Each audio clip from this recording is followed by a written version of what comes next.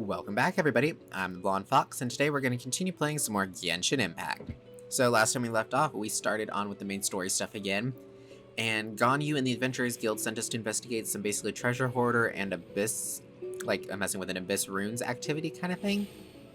And basically what we ended up finding was some very, very terrifying stuff. A dead body, an inverted statue of the Seven, which was basically some dark abyss energy, and then an abyss herald, and then we found Dane outside after we escaped and everything. Basically, he's like, come on, we gotta go hunt this guy down and everything. So that's pretty much what we're gonna do. It just, a lot happened. So we're gonna continue on with the story stuff. So yeah, remember to like the video if you like it and subscribe if you want to see more, but without further ado, let's get back into it. I'm hungry. Let's hunt. You're always hungry, Razor. Okay, let's go here.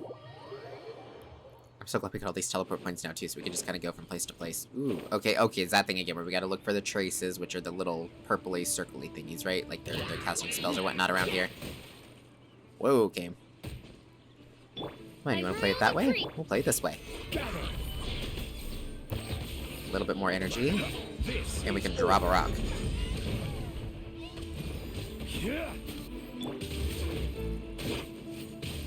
Get him, Zhongli.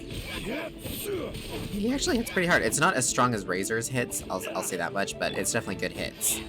So on the smaller enemies it could be useful, but on these tougher guys that have a bit more defenses, I don't think he's as useful, his basic attacks anyways. His other attacks definitely are useful. Yes, Oz. Come to my aid. Solidify. I really need to get a healer on my team, but I like having my team that I have right now. They're all really useful characters. Those abyss mages just now. Were they trying to ambush us? No. They were just digging through these abandoned ruin guards looking for something of value. Oh, is that so? The Traveler here seems to like doing that a lot too. Looking for chaos devices, chaos circuits, you know, that kind of stuff. Abyss mages probably weren't looking for stuff like that.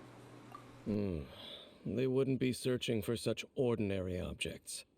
In fact, I was nearby investigating precisely because abyss mages often come out from that ruin to explore. They seem to be searching the remains of ruin guards for a certain valuable object to take back to the ruins. However, they look disappointed, so it would seem they haven't found it yet. Well then, why didn't you grab one of them just now and ask what they were up to? Yeah, Master Diluc's done that before. I certainly don't mean to be merciful towards these monsters of the abyss, but I have a feeling that their plan with this object is of major importance to the entire Abyss Order. One cannot discover the truth behind it through interrogation. Or rather, these abyss mages likely fear something else, much more than they do a painful interrogation. Something related to what we saw in the runes?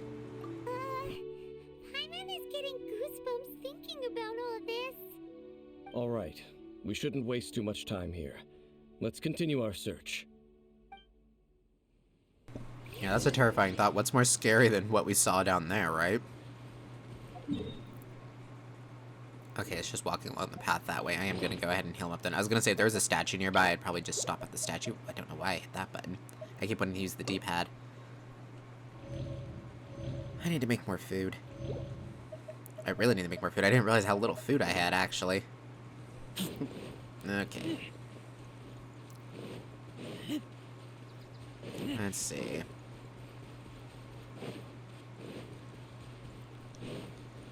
Oh, don't tell me it's in that runes over there that we kind of ignored earlier. What if we were doing all the Geoculi hunting? See, having all the stamina makes a big difference. We're able to get through things a lot faster. Yeah, it looks like it is over in this area. Maybe I should have done the puzzles that were over here. Well, actually, probably not, though, because if we were going to end up over here anyways, what's it matter? I'm going to go ahead and just grab one of these so I have it with me.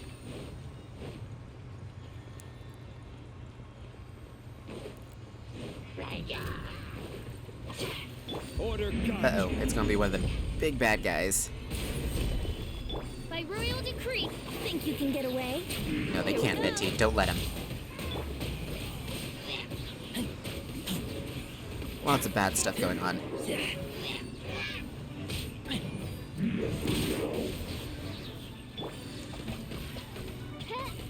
Beneficial does do pretty good damage. Midnight Aha. Phantasmagoria. Can't hit me. Stabilize. Get him, Oz. Teamwork. Wow! Besides the Abyss Order, Ruin Guards sure are active around here. Seems wherever we find an Abyss Mage hideout, there's often a bunch of Ruin Guards roaming around too. Is that just a coincidence? Or... There are no coincidences in the world. Everything is the fruit of seeds planted long ago. Just like your appearance in that tavern, time is just waiting for those seeds to sprout. But I only heard about you by chance. Forget it. Just some needless musings. The connection between the Abyss Order and the Ruin Guards is by no means incidental. Rather, they are both branches that have grown out and up from the same roots below. branches? Roots? What do you mean exactly? Both originate from an ancient nation that was destroyed 500 years ago. Khaenri'ah. Huh? Khaenri'ah? Really? The Abyss Order and Ruin Guards are left over from after the destruction of that nation?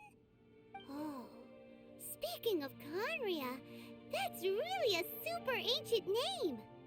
Oh, right. As your guide, Paimon should explain a bit here. A long time ago, the nation of Khaenri'ah was... I thought it was pronounced Khaenri'ah. I could have swore they used to pronounce it Khaenri'ah, like, because I just remember it being like Khaenri'ah. It almost sounded like a ha at the end. Maybe it's just me.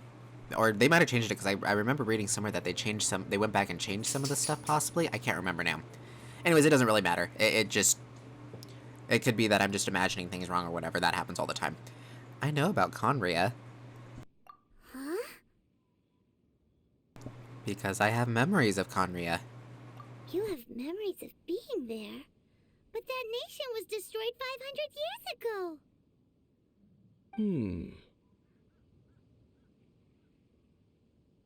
Is that so? Well, everyone has their secrets. You did not pry into mine, so I shall not pry into yours. But, if you would like to tell me, I will listen. So, the Khaenri'ah you saw, what was it like? Okay, is this another one of those where the option doesn't actually matter? Because sometimes these are where basically the traveler will say all of them. So I'm not sure if it matters which I picked. But I guess I'll just start with this one. Well, I can't hide it from him any longer. I tell Dane about the Sea of Flames they saw 500 years ago. Oh, okay, too fast to read. So that's the complete story, huh? Paimon thought that you ran into that unknown god first. I see.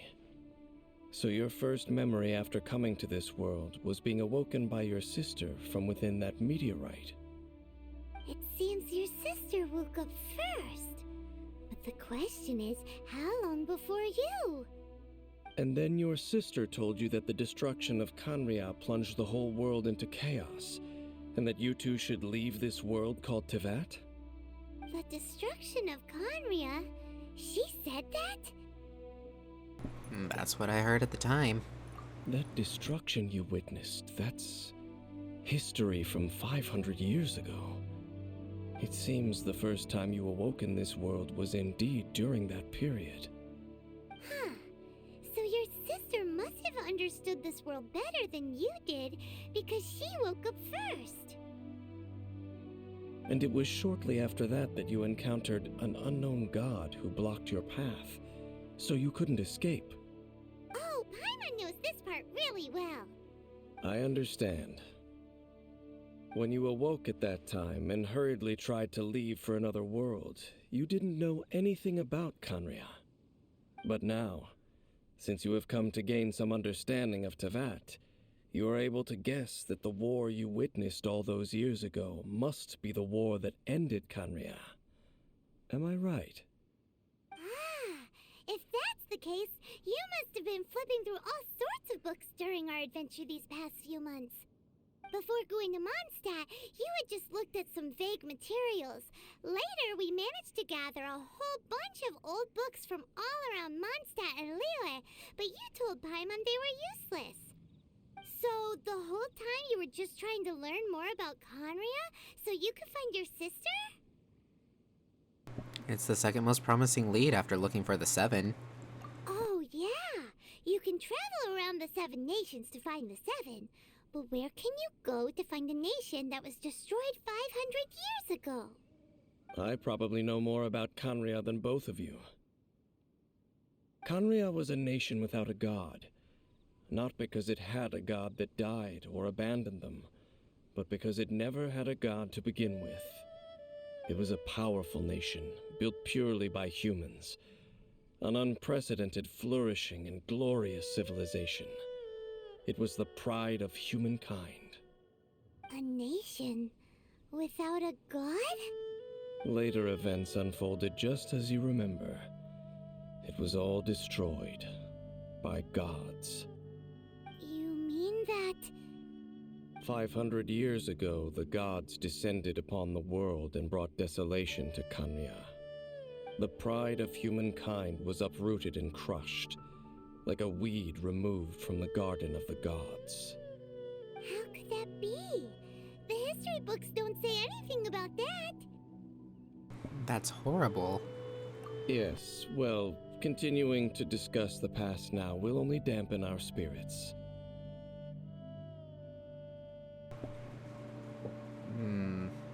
But the next time I see Ventir Zhongli, I need to hear what explanations the gods have for their actions. Let's keep moving. I will tell you more of what you want to know as we continue our search.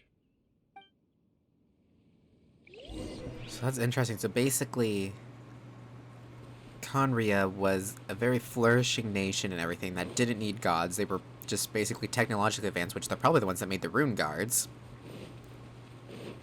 And so basically they were technologically advanced, didn't need gods to basically help them get along or anything. Well, get by or, you know, to give them what, like, blessings or help them or anything like that.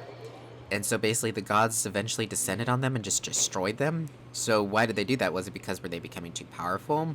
Did they do it out of jealousy or anger that they, you know, basically rejected the gods? Were they hated by the gods? Because this is a world with gods in it. So if they were the only nation without a god governing it, is that, like, considered, like, a taboo kind of thing? You know what I mean? So did the gods, like, try to do it because they thought it was, like, sacrilege against them? I don't know if I'll be able to find all of these. Oh, I guess I can. Rise! There it goes. Like, is it gonna activate? Oh, there the chest appeared. Oh, and of course it's enemies.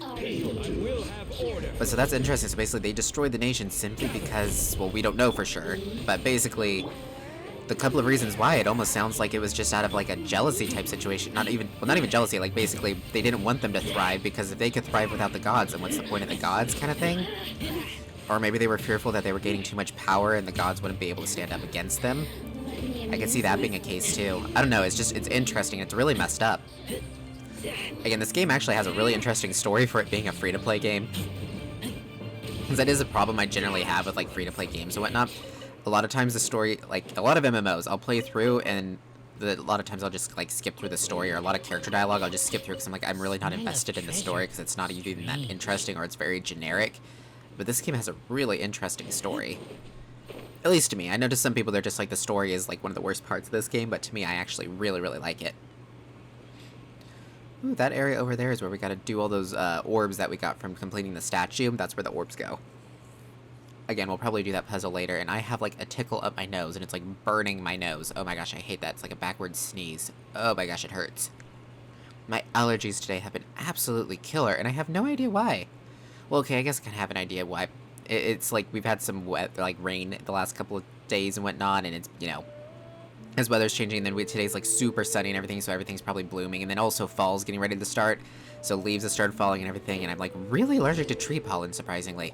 Don't know why trees specifically. Over there! It's more ruin guards and abyss mages. Dane was just saying how these ancient machines are from Conria. So, did Conria have a lot of ruins that needed to be guarded?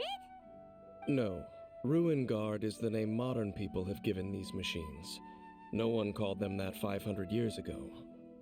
These Ruin Guards were known as Field Tillers by the people of Conria. Field tillers? What a strange name. They were farming equipment. It's not like you think. Field Tiller was just a code name. The people of Conria like to give code names to their weapons. The land is not to be tilled with farming tools, but rather is to be fought for with steel and blood. This is how the Field Tiller came about. Fought for with steel and blood? Well, that's an interesting way of understanding tilling. Paimon doesn't think it's a very positive interpretation. After the destruction of Conria, these masterless field tillers went completely out of control. They wandered aimlessly over the centuries, gradually spreading to every corner of Tevat.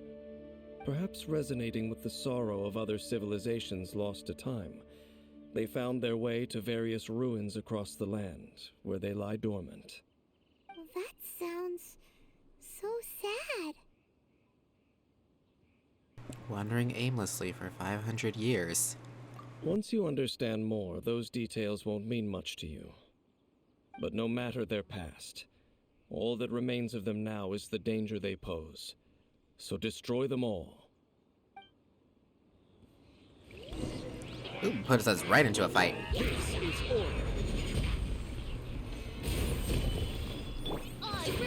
Oh, now it decides to wake up? After I already do all my awesome attacks? How rude. Time for takeoff. Yep, I thought I had his thing up so I can refresh the shield.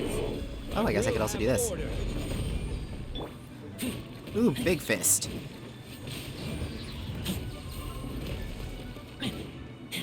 Shadow Raven, let Go, Oz.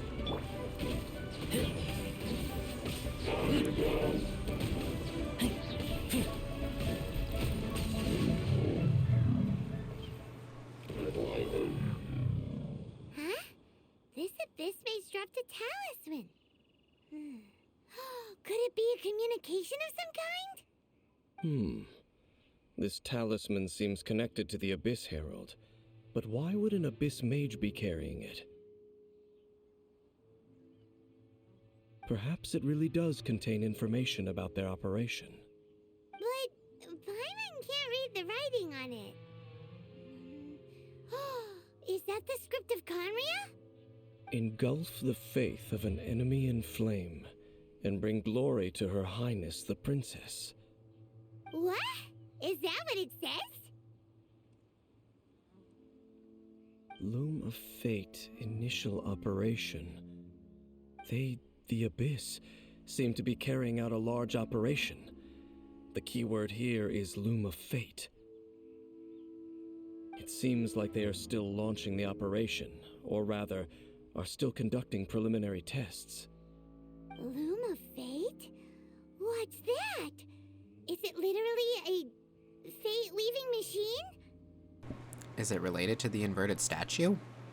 From the horrible feeling Paimon's been getting, those eerie ruins are super likely to be related to this fate-leaving operation.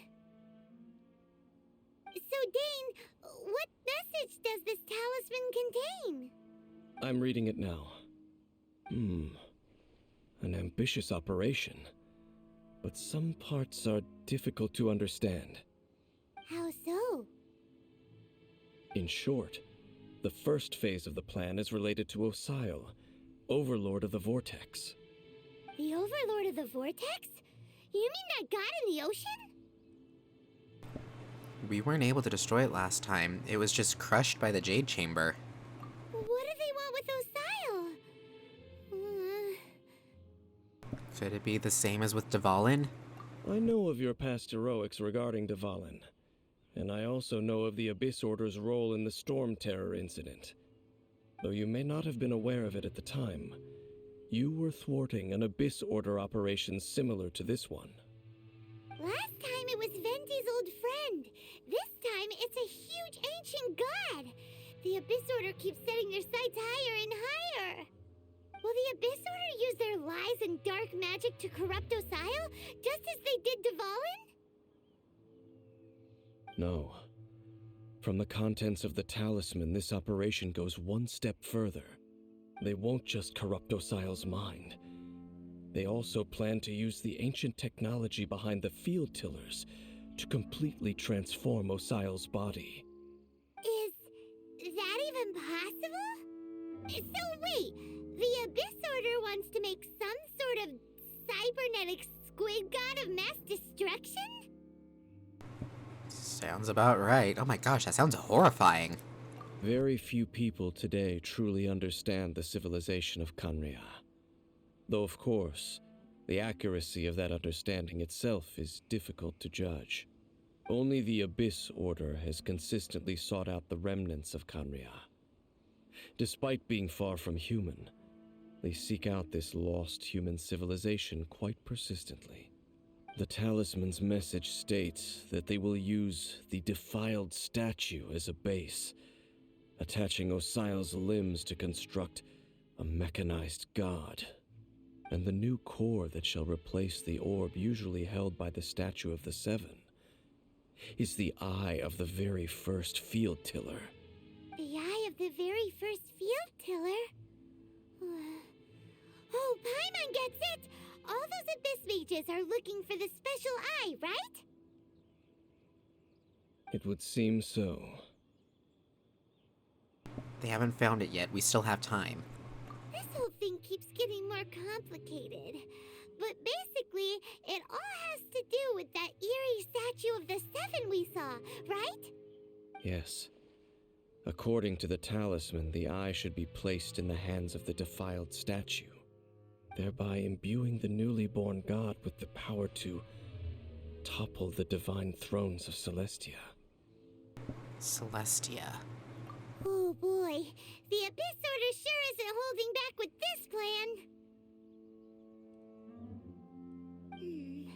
Since no one knows where the first field tiller is, how about we take the information about the statue as the starting point for our investigation? And that statue looked like the Animo Archon. Yeah, that tone-deaf bard is too difficult to track down anyway.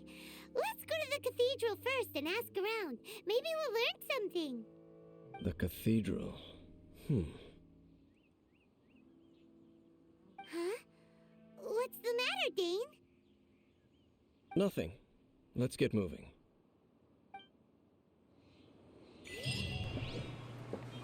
Okie dokie. I guess to Mondstadt we go then. Interesting, we start the quest in Liyue and then we end up in Mondstadt. Wait, that is interesting though. How the heck did... That defiled statue was over here in this cave thing over here. How did they move a statue of the Seven all the way over to here? That's crazy, because it's an Animo statue, which means it had to come from Mondstadt's area. Holy crap. Okay, let's start here. Whoosh. To the church we go. That's a good point, though. It's not going to be easy to track down Venti. It'd be easier just to ask the sisters of the church. A huge statue. A grandiose cathedral. The people of Mondstadt clearly spent a great deal of resources and energy to construct them.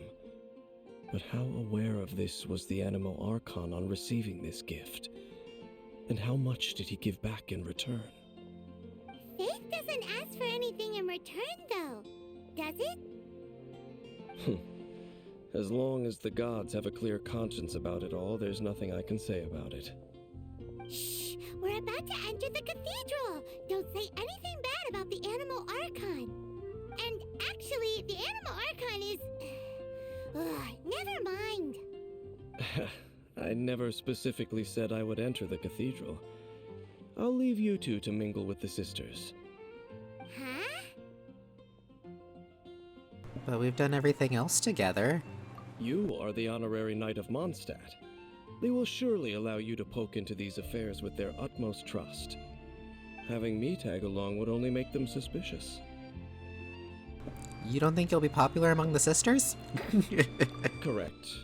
And just as our little friend said, I might say something bad about the church at any time.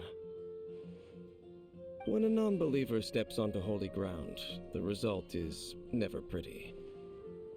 I have never received the favor of the gods in the past. I don't see any reason I would need it now, or in the future either.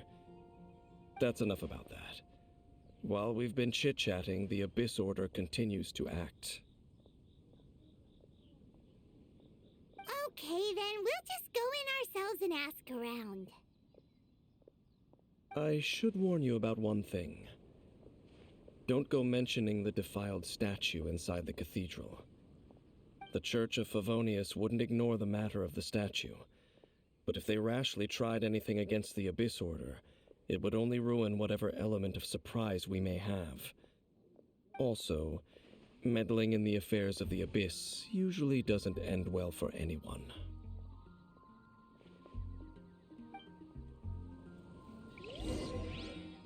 Okay, ooh, yay, we get to go talk to Barbara. Yay. But before, what? Oh, okay, I was like, where did he put me at? I was confused where we were. Anyways, before we go do that, though, we are going to end this part here. I am going to go ahead and collect our achievements because we should have enough now for... Please tell me I got other Primo Gems somewhere else. I could swear I got more achievements than that. Let's see, do we have enough for a wish? Yes, we do. We have enough for one wish, so we'll end the episode off on a wish. Hopefully we get Ganyu. If not, I am hoping maybe... I mean, Dory would be pretty fun, but I don't necessarily need her because we can't level her up until much later. And I'm not really needing any of the other two, but we'll see. I mean, Sucrose would be a pretty fun character, but Venti basically kind of does what Sucrose does, but better, in a sense. But anyways, I'm rambling, so let's go ahead and do our one wish before we end off the episode. Here we go. Okay, it's absolutely nothing. Hope that's all well and good. Make our way towards Pity. You leave, you call. So in the next episode, we're going to go ahead and continue on with this interesting story. Find out what the heck is going on with Conria? Yeah, it's Conria, right? Not Conraiha. Yeah, it's Conria. Figure out what's going on in Conria and everything, and figure out what the Abyss, basically how to stop the Abyss before they find the eye and everything, and yeah. Thank you all so much for watching. If you liked the video, remember to like it. Comment down below with your thoughts and opinions. I look forward to hearing from you guys, and remember to subscribe if you want to see more from me in the future. Until next time, see ya!